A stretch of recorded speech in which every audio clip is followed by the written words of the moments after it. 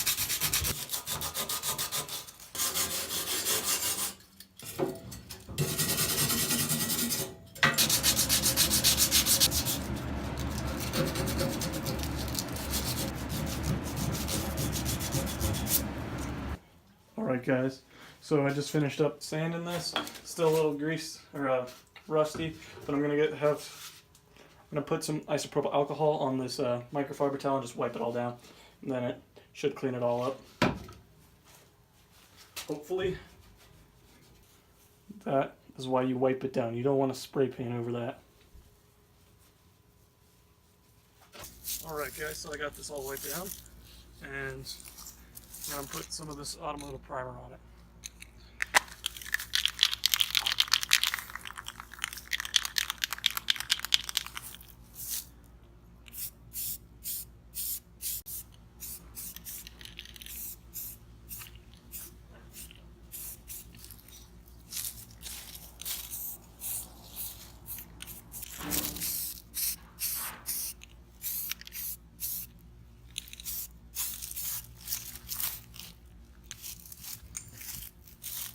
Alright guys, so I got the first coat of paint, or of this primer on there.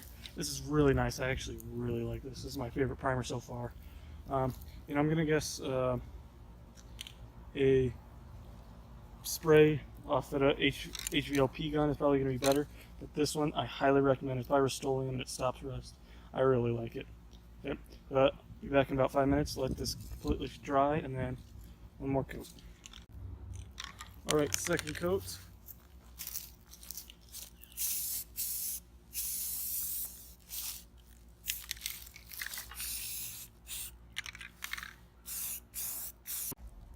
Alright, so now I'm going to do the back side.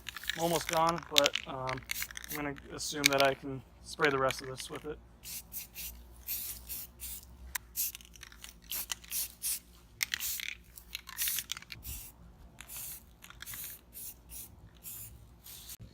So, a couple tips when you're spraying primer.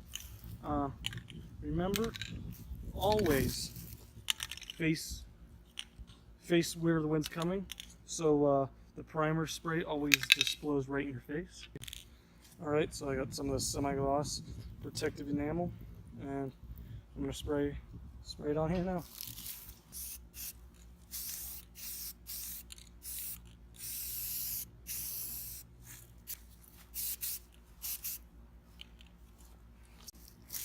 So this first coat should just be a light dusting, but the thing I like about this is that it comes with a gold tip, so you get kind of freaked out by it. Now it's time for coat number 2 with this.